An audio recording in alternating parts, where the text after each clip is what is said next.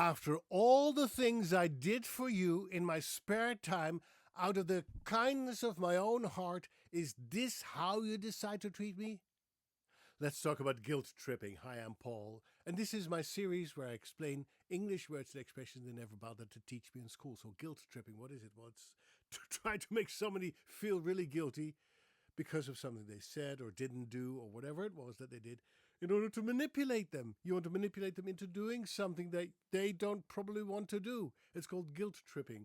It's like, if you really loved me, you would do this for me, wouldn't you? Oh my gosh. Oh my gosh. It puts somebody in such a compromising situation. They use shame, blame, obligation, social pressure. All these things are involved into guilt tripping somebody. They say like, I guess I'll just do it by myself because nobody else will. I'm all lonely. Nobody's willing to help me. I've always helped people when they ask me, but when it's time for me to ask for some help, guess who shows up?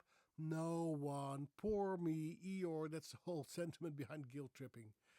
Oh, it's emotional manipulation. That's what it is. We even have a new version of it. It's called guilt tipping. You know what that is? Well, it has to do probably with the surge of electronic payment systems where they show you a screen, and before they show you the amount that you have to pay, they suggest the amount of tips that you can give people. And this is very much an American thing because the American society still believes in paying people tips instead of a decent wage. But anyway, a livable wage, I should say. So they say, would you like to tip 15%, 20%, 25%, 30%, whatever it is? And then you know that the person who just served you is looking at you right as you stare at that screen.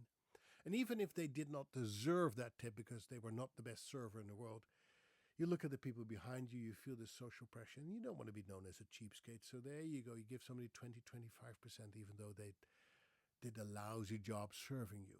That's just social manipulation, emotional manipulation into making you pay more than you want. And does it really work? Well, studies have shown that people tend to tip more when you guilt tip them. They tend to pay more, but it also backfires because when people feel pressured, they get a bad taste in their mouth about your business, and it can lead to tipping fatigue and eventually people trying to avoid that business. That's doing the practice of guilt tipping. So it's a double-edged sword.